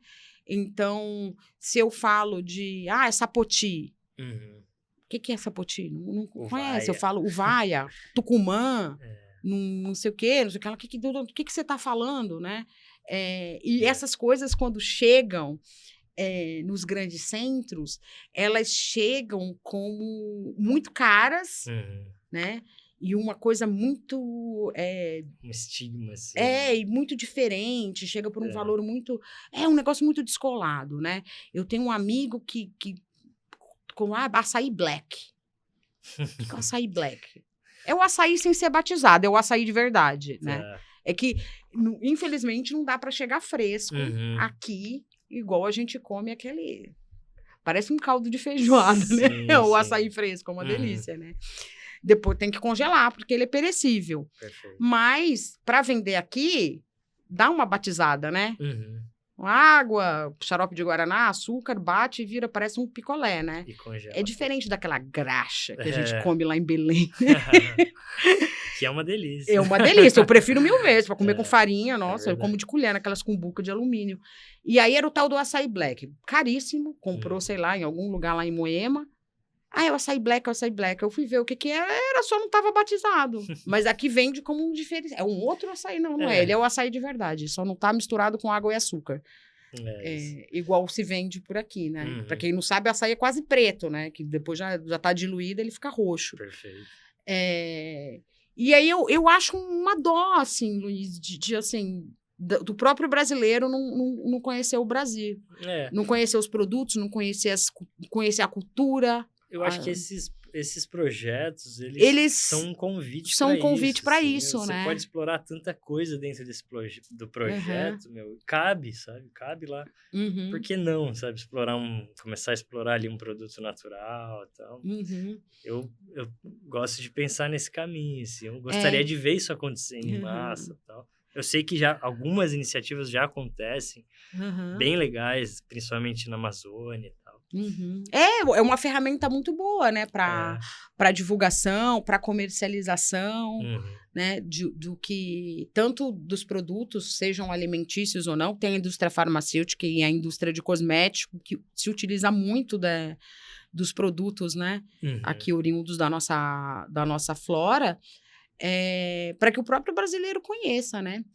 E aí, antes da gente finalizar, eu queria que você falasse, assim, um pouco dos projetos, o que tem de potencial, o que você acha que tem de oportunidade para o Brasil e principalmente para o produtor rural aí, que é muito do nosso público, né? Nosso público é o pessoal que está envolvido no agro aí, que trabalha, é o produtor rural e são as pessoas que ainda não têm nenhuma relação com agro, mas gostam muito do assunto e se interessam. Vou trazer uma perspectiva bem pessoal. Pessoal assim, mesmo, mas é pessoal mesmo. Hoje, quando a gente fala de projetos de crédito de carbono, infelizmente a gente está falando de grandes propriedades e tal, justamente porque é muito custoso passar por toda a certificação. Né? Então, mas eu acredito que em algum tempo os projetos estarão se adaptando para áreas menores, né? Produtores de menor porte, de menor escala, e vejo com muito bons olhos a questão da agricultura regenerativa, assim, também acho que ali é onde eles vão conseguir se inserir, né? Pequenos, médios produtores. Eu acho que o caminho da tecnologia dentro dos projetos, igual sensoriamento remoto, drone, que é o que a gente aplica na Verde. Isso vai baratear, né? Com certeza. Tecnologia vai... A gente já está vendo restauração florestal com drone e tal, que é maravilhoso, né? É muito factível a redução dos custos. Então, essa é uma perspectiva interessante. E sabe o que é interessante falar aqui? O produtor rural, muito produtor rural me procura, alguns já procuram já xingando já, né? Esses picareta vem aqui, não sei o que, quer arrancar meu dinheiro, não sei o que, não sabe quanto que custa, tanto de dinheiro quanto de trabalho para fazer o que eu faço. Assim, muito dos produtores têm medo de entrar no mercado de carbono porque acham que ele vai ter um custo. Então, muito dos modelos de negócio das empresas sérias, né? Verdade. Das empresas sérias, o produtor rural, ele abre a fazenda, ele disponibiliza o documento e cumpre o que foi negociado no contrato, em termos de conservação, ou o que quer que seja. Mas muito desses modelos de negócio, o proponente arca com esses custos e na hora da venda dos créditos, da comercialização desse crédito, ele retém uma porcentagem, né? Então, o produtor rural não precisa pagar para fazer um projeto de carbono. Então, quem é produtor que tá ouvindo a gente, ou vendo, né?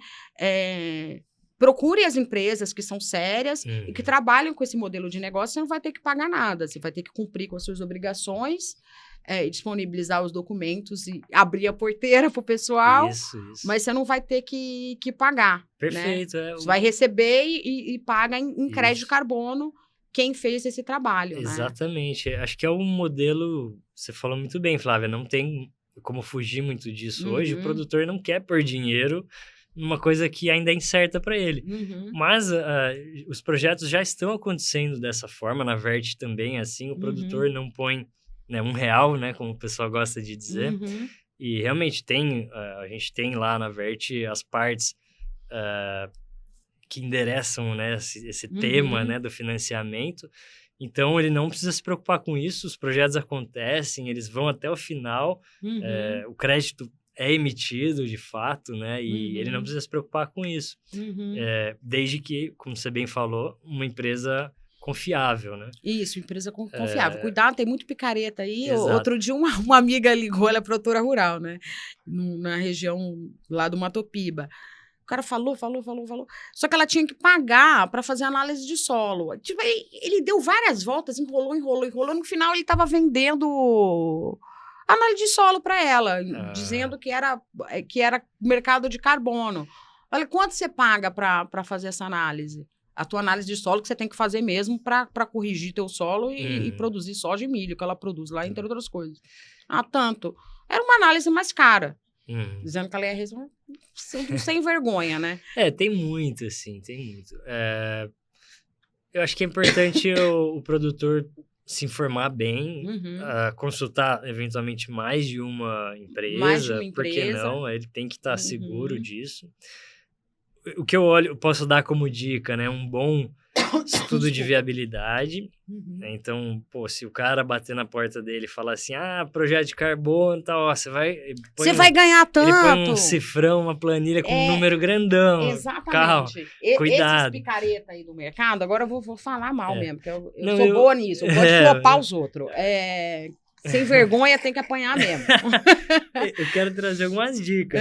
Dá umas dicas aí pro produtor rural que está sendo assediado por esses picareta aí. Perfeito. Acabar com eles. Eu também sou produtor, eu também faço Vamos acabar com eles, João. Começar aqui. Assim, em primeiro lugar, pode questionar várias empresas e tenta comparar, se possível, ali o que estão te propondo. Uma pergunta muito importante de se fazer, produtor, para o cara que quer fazer o projeto, pergunta se a sua área tem adicionalidade, quais os vieses de adicionalidade. O cara tem que saber dizer isso, assim, de alguma forma. Pode ser que ele te proponha um estudo mais aprofundado, sua área é complexa, vamos fazer um estudo de viabilidade, você topa pagar aqui X, pode ser que não avance, pode ser que avance, é um caminho talvez seguro, assim. Perguntar sempre sobre a adicionalidade. Qual que é a adicionalidade? Sim, quais os caminhos de adicionalidade. E quais são os caminhos? Exato. Quais seriam as obrigações dele no projeto, o percentual, né? É legal que o produtor saiba isso também. Uma regra, óbvio, não é obrigatório, mas que se aplica muito no mercado, é o proprietário com 60% dos créditos, proponente do projeto com 30% e 10% para uma instituição, né, talvez. Mas é a média mesmo, média, né? 60, 30, 10, já vi 30, 70... Isso. Isso varia, e assim, não é nem minha praia. Às vezes mas tem até um pouco menos pro produtor, 55, alguma coisa assim, mas aí tem uma terceira. Às vezes o comprador já está já tá na coisa e ele já vai remunerando o produtor. Não é nem a minha mas praia, sempre a maior parte é do produtor. Então, é legal que ele saiba mais ou menos, tem uma base de número para ele poder argumentar alguma coisa ali, assim. Mas a média é essa, entre 60% é do produtor rural. E principalmente entender que é um projeto de longo prazo, assim, que agora, já do lado dele, você não vai ver daqui um mês, 2 meses. Nem um ano, é mais, o dinheiro do crédito na sua conta. Você falou aqui que entre 2 e 3 anos. Entre 2 e 3 anos para a primeira emissão. Para esse tipo de projeto que a gente está falando. Né? Alguns projetos muito específicos, geralmente de reflorestamento, ele já começa a receber antes, mas são projetos muito grandes, com players, com um potencial financeiro muito grande, ele consegue dar já um adiantamento. Perfeito. Mas são créditos que têm um valor muito alto, que é o de reflorestamento. É muito específico. E custa caro reflorestar, então dá para entender porque o crédito é alto. Mas se chegar alguém lá na propriedade falando que daqui 3, 4 meses você vai estar vendendo crédito a $100, corre que é roubada, Bino. E Corre que é cilada, né? Corre que é cilada. E- Demora 2, 3 Isso, anos, isso. uma parte é retida. Exato. É um projeto complicado, complexo, não é impossível. Mas vem gente de fora, tem auditoria, tem um monte de gente envolvida. Perfeito, são vários atores envolvidos. Porque Isso que o pessoal porque fala, não, é eu isso que faço o dá. projeto de carbono. É impossível ele fazer sozinho. não faz. É impossível. Porque é muita coisa que você tem que fazer, escrever e calcular. Não tem De certa como. forma, é isso que dá toda a credibilidade para o projeto, né? Uhum. A participação de todos os atores, tá? Os stakeholders e tal. Quem dera que a gente conseguisse fazer assim. Peraí, que eu vou fazer tudo. Eu vou modelar, eu vou fazer análise de sono, eu vou fazer a parte de satélite, eu vou escrever, eu vou fazer a parte jurídica, eu vou fazer tudo. Eu tô milionária, né, cara? Eu vou fazer o trabalho de 20. E tem mais um ponto que acho que é importante, 2, né, talvez. O primeiro, ele pode perguntar qual é a instituição que vai certificar o projeto. Isso é interessante. Aí, bom, de posse dessa resposta, pesquisa sobre a instituição. Ele tá falando da Verra, tá falando da Social Carbon. Muito legal ele saber que todos os projetos de carbono obrigatoriamente ficam públicos nas plataformas. Isso é interessante saber. Vamos falar aqui dos atores no projeto de carbono, Perfeito. né? Então, os atores.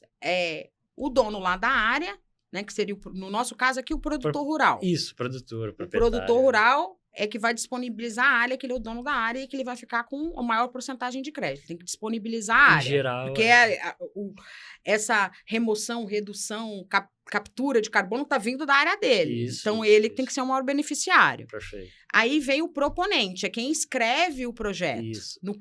No teu caso, a Vert. A Vert Ecotec é o proponente que, em tese, é quem fica faz o meio campo todo, articula as partes, desenvolve o projeto. Isso. E aqui o produtor, ele que emite o crédito, ou seja, como se ele estivesse emitindo um título, né? De uma propriedade. Que nem o pessoal tem de imobiliário, o FI, né? Ele que emite, é o emissor. Aí o proponente é quem escreve. Aí tem o terceiro, que é a terceira parte, a auditoria, que vai lá e checa e fala, realmente, isso é verdade.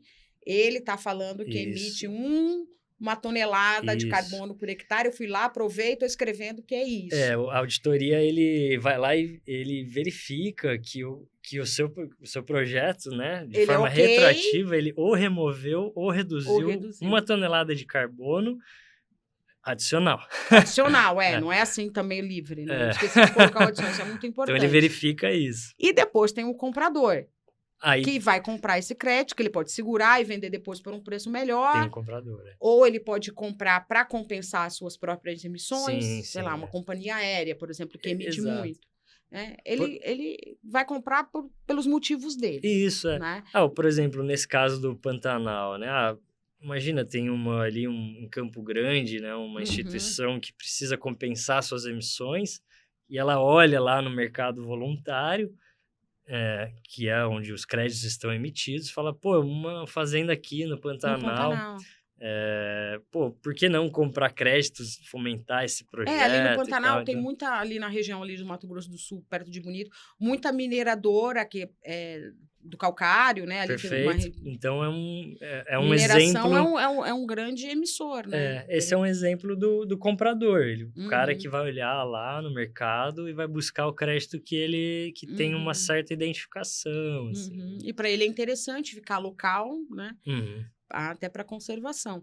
E aí, esses são os atores. Isso, esses atores. E a certificadora é a empresa onde você coloca o projeto, né? Isso, ela que dita as regras. Ela que dita as regras, a metodologia é própria dela. Então, verifica aí as maiores. A maior de todas é a Verra.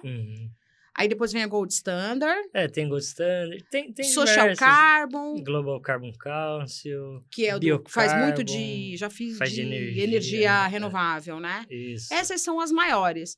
Assim, se vier com uma certificadora que só existe na cabeça do dono, não vale nada aquele crédito, hein? Corre que é cilada, Bino. Então, procure as grandes certificadoras, pergunte sobre a adicionalidade. O que mais, João? Mais um ponto sobre a certificadora é que aí, como eu falei, os projetos obrigatoriamente ficam públicos na plataforma da certificadora. Isso. Então, se o seu dito cujo, falar, olha, eu sou muito experiente, eu já fiz vários projetos. Então, peça para ver os projetos que estão públicos listados na plataforma da certificadora, daí você se certifica.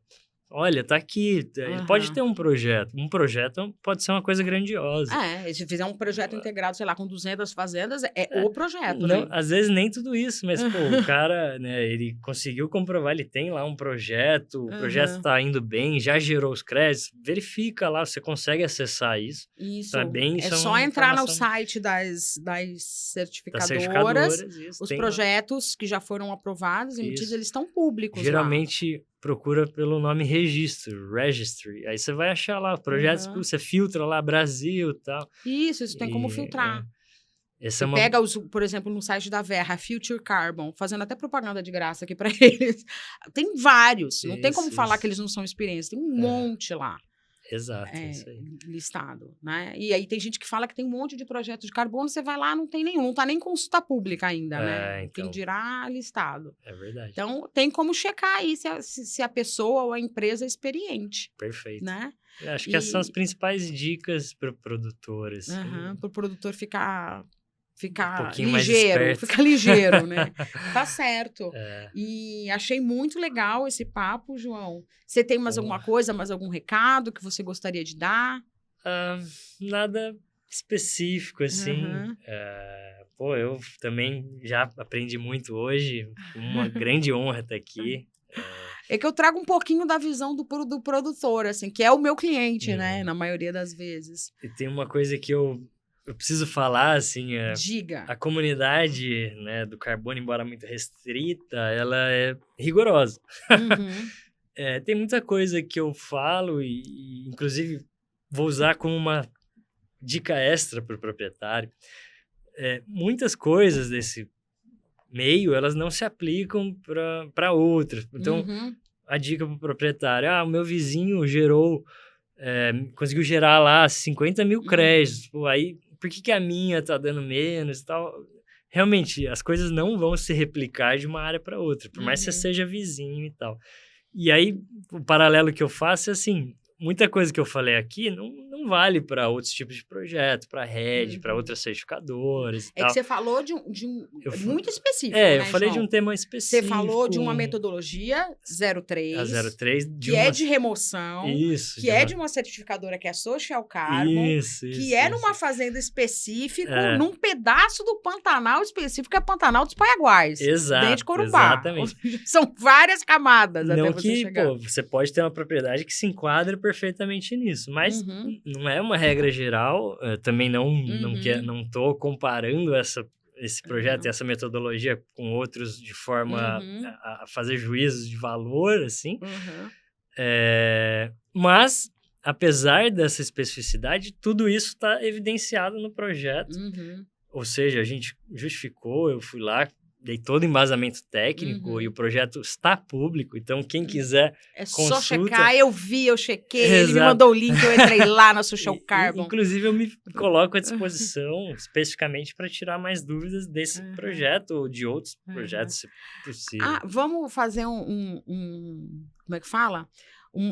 Lembrar aqui o que o produtor tem que ver, porque eu lembrei de mais uma. Mais uma dica. Eu lembrei de mais uma dica aqui, que é a quantidade, não só o valor do crédito, mas a quantidade de créditos que é possível emitir na sua área.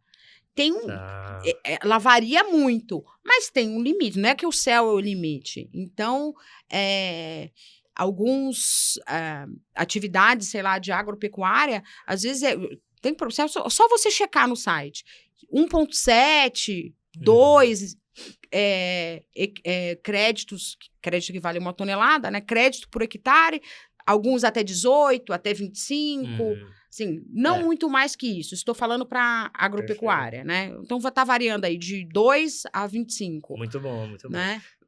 Que é bem alto, geralmente fica bem para baixo disso. Se alguém chegar falando que dá 100... 200, 500, 1.000 créditos por hectare, é mentira. Exato. Se ele tá falando que tá vendendo esse crédito a $100, é mentira também. Não, para você ver os preços, você pode também ver na certificadora e ver a quantidade de créditos por hectare nos projetos. Claro que varia de um para o outro, mas você vai ver lá que você não vai ver Você tira uma 500 próxima. crédito por hectare. Você tirar algo mais próximo. Não vai ter preço lá, ninguém vendendo crédito a $200, Uhum. 500, $1.000, tudo mentira. Não, perfeito, Flávio.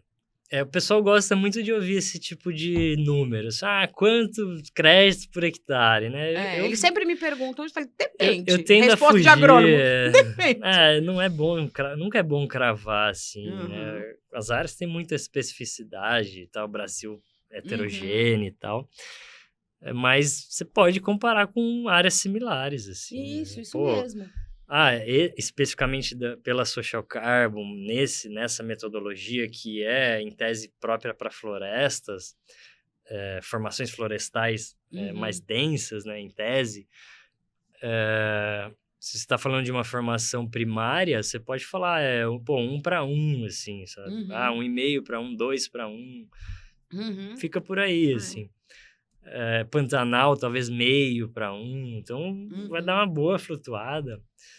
E é até legal trazer mais um pontinho sobre essa metodologia, que é o que a gente aplicou nesse projeto.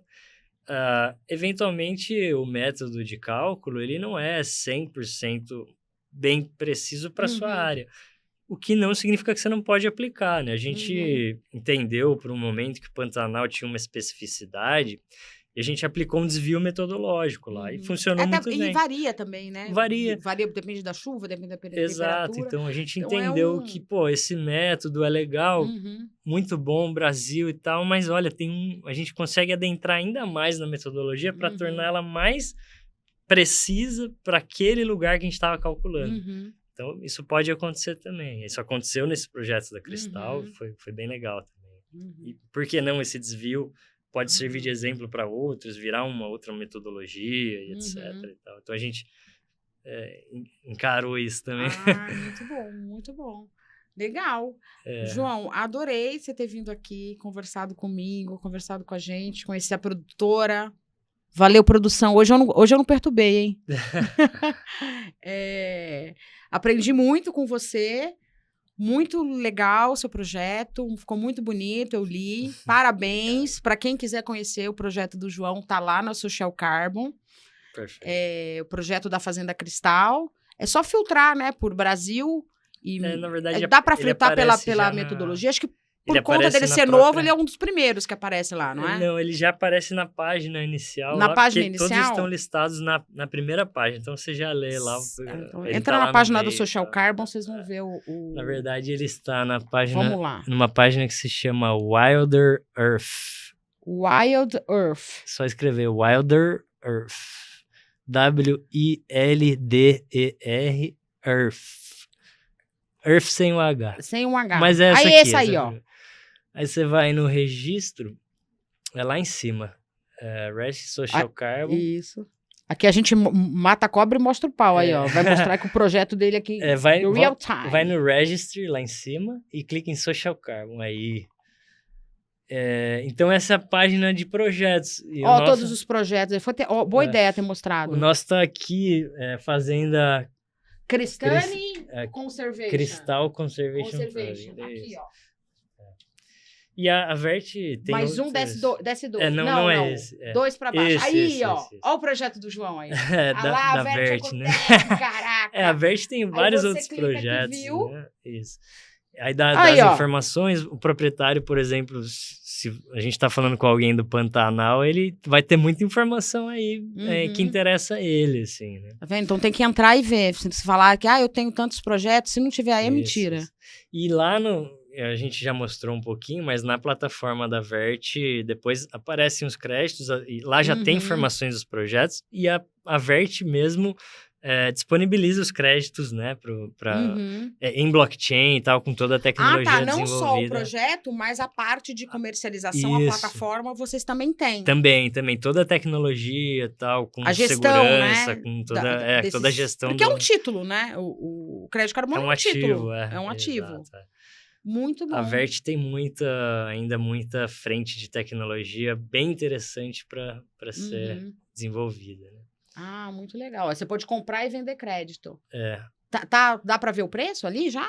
Acho que não, acho que você ainda entra não, ainda não. em contato, né? Isso. Uhum. Mas eu quero também te agradecer, Flávia, pelo convite. Foi Imagina. honrado de estar aqui. Eu sei que vem muita gente importante, né? Eu tô me sentindo uma formiguinha aqui. Imagina, que formiguinha, ela manja muito. Eu recomendo o trabalho do João para muita gente. Ele é muito sério e sabe muito. Também aprendi bastante. E é isso, eu fico à disposição para quem mais quiser entrar em contato comigo, converte. A gente pode bater um papo sem compromisso algum. Tá certo, e eu recomendo muito, tanto o trabalho do João como da Vértice, são muito sérios, muito bons, e eu fico muito feliz de ter gente assim nesse mercado, que está sendo tão complicado de trabalhar, apesar do potencial enorme. Tá bom? Obrigada, João. Eu que Obrigada agradeço. mesmo. Dá um tchau lá para a câmera. Tchau. Tchau.